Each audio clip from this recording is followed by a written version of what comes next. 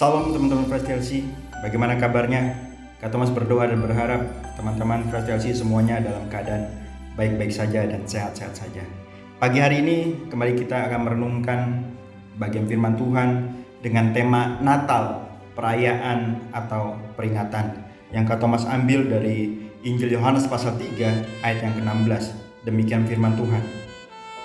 Karena begitu besar kasih Allah akan dunia ini, sehingga ia telah mengaruniakan anaknya yang tunggal, supaya setiap orang yang percaya kepadanya tidak binasa, melainkan beroleh hidup yang kekal. Amin. Teman-teman TLC, berapa waktu lalu Kak Thomas sempat ngobrol sama teman Kak Thomas memasuki masa Natal.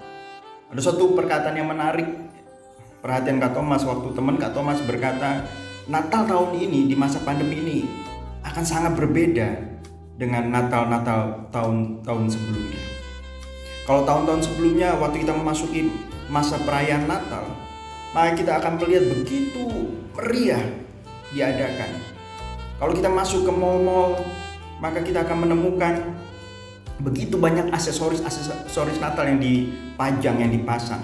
Mulai dari pohon terang, pohon Natal, mulai lampu-lampu, dekorasi-dekorasi yang bernuansa Natal, baju-baju Natal yang dipajang di etalase-etalase toko yang ada, semua dihias bernuansa Natal. Bahkan waktu kita masuk ke mall, mungkin kita juga mendengar lagu-lagu Natal mulai dikumandangkan. Begitu meriah. Kalau kita juga di rumah memasuki masa Natal, maka mungkin kita mulai mempersiapkan untuk memasang pohon Natal, mempersiapkan kue-kue Natal, mempersiapkan hal-hal yang berbau Natal. Dan kalau kita ke gereja, tentu saja kemeriahan Natal begitu sangat terasa memasuki masa Natal. Kita melihat gereja mulai mendekor dengan nuansa Natal, dari pohon Natal dan yang lain-lainnya.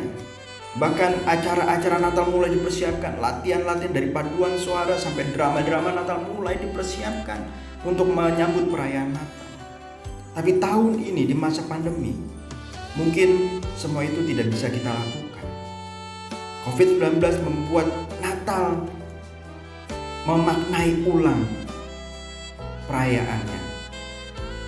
Dan ketika merenungkan semua ini, timbul pertanyaan dalam diri Kak Thomas. Apakah Natal itu hanya sekedar sebuah perayaan atau peringatan? Dalam Kamus Besar Bahasa Indonesia, kata perayaan itu berarti pesta untuk merayakan suatu peristiwa. Sedangkan kata peringatan berarti sesuatu yang dilakukan untuk mengenang. Melalui definisi ini Kak Thomas mau mengatakan, jika kita memahami Natal adalah perayaan, maka Natal bukanlah Natal tanpa kue Natal. Natal bukanlah Natal tanpa pohon Natal.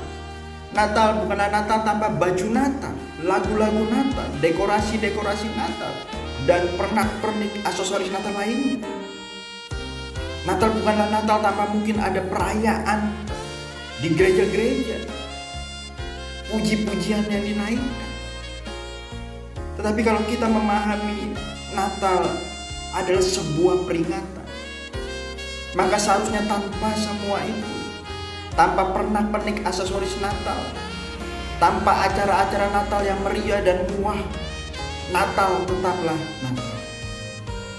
Karena saat kita menjadikan Natal sebagai waktu untuk mengenang, peringatan, maka kita diajak kembali untuk melihat mengapa kita merayakan Natal.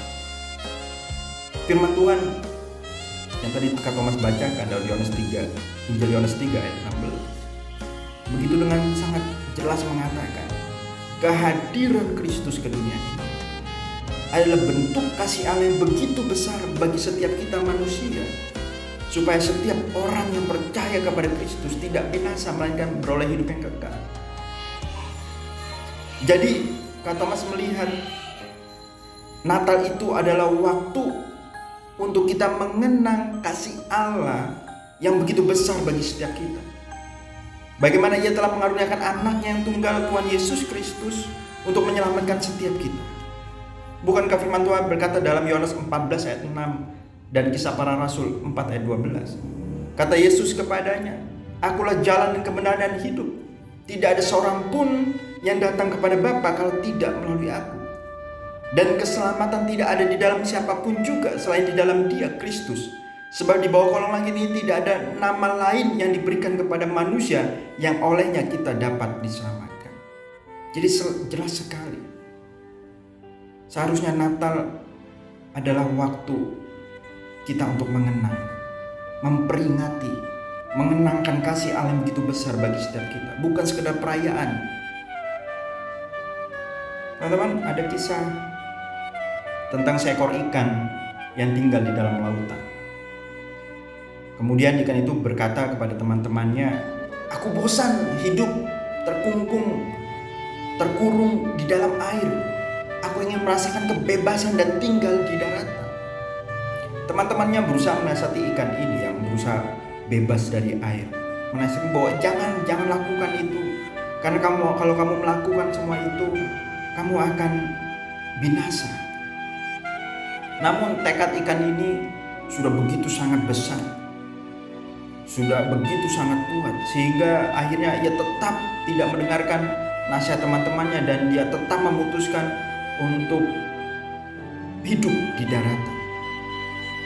Singkat cerita, dengan tekad tersebut sang ikan ini mulai berenang mendekati garis pantai.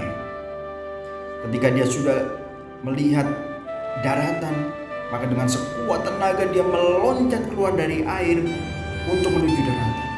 Sesampainya di daratan dia berkata, "Hore, aku bebas dari air, aku hidup di daratan." Namun tidak berapa lama setelah dia berkata bebas, ia mulai kesulitan untuk bernafas.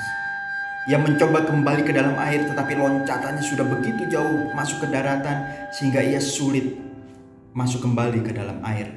Dan tidak lama kemudian ikan tersebut mati. Teman-teman, melalui kisah ini Kak Thomas mau mengatakan, air tanpa ikan tetaplah air. Tanah tanpa pohon-pohonan tetaplah tanah. Tetapi ikan tanpa air ia akan mati. Dan pohonan tanpa tanah juga akan mati. Demikian juga Natal. Natal tanpa pohon Natal, tanpa aksesoris Natal, tanpa acara-acara Natal yang meriah, tanpa kue Natal, tanpa baju Natal dan lain-lainnya, tetaplah Natal.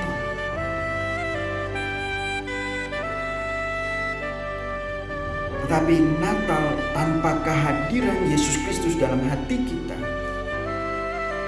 maka Natal hanyalah sebuah perayaan, suatu peristiwa yang dilakukan secara meriah dan bukan peringatan mengenangkan kasih Allah bagi setiap kita.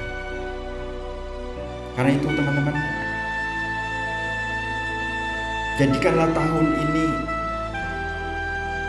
waktu kita merayakan Natal bukan sekedar perayaan, tapi suatu peringatan bagaimana Tuhan Yesus sudah menebus diri kita. Allah sudah menunjukkan kasih-Nya begitu besar bagi setiap kita. Sehingga mungkin waktu kita merayakan perayaan Natal dengan segala keterbatasan, dengan segala kedersanaan, itu tidak menghilangkan sukacita kita. Itu tidak menghilangkan gairah kita untuk terus memuji dan memuliakan nama Allah. Karena kita tahu Allah sungguh sangat mengasihi kita. Firman Tuhan berkata sekali lagi, Kak Thomas bacakan Yohanes 3 ayat 16. Karena begitu besar kasih Allah akan dunia ini, sehingga Ia telah mengaruniakan anaknya yang tunggal, supaya setiap orang yang percaya kepadanya tidak binasa, melainkan beroleh hidup yang kekal. Karena itu, selamat memperingati hari Natal. Kiranya Tuhan Yesus memberkati setiap kita. Amin. Mari kita berdoa. Tuhan, kami sungguh bersyukur untuk pagi hari ini. Terima kasih untuk kesempatan kami boleh kembali merenungkan firman-Mu. Biarlah firman-Mu ini juga mengingatkan kami dalam memasuki masa-masa perayaan Natal di bulan depan ini ya Tuhan. Biarlah kami tidak kehilangan sukacita meski karena mungkin Natal tahun ini berbeda dengan Natal-Natal sebelumnya, karena ada di dalam masa pandemi COVID-19. Namun biarlah itu tidak menghilangkan sukacita kami, gairah kami untuk terus memuji dan memuliakan nama Tuhan. Karena Natal seharusnya bukan sekedar perayaan, tapi suatu peringatan mengingatkan setiap kami akan kasih Allah yang begitu besar bagi setiap kami, sehingga Ia memberikan anak yang tunggal untuk menebus dosa-dosa kami dan kami memperoleh keselamatan. Karena itu Engkau tolong Bapa Allah yang hidup untuk anak-anak remaja yang ada. Kau berkati setiap mereka bila di hari-hari di depan, di dalam memperingati hari Natal, kami sungguh-sungguh dapat bersuka cita dan memuliakan nama-Mu. Terima kasih ya Tuhan Yesus, di dalam Yesus kami berucap syukur. Amin. Sampai jumpa teman-teman, Tuhan Yesus memberkati.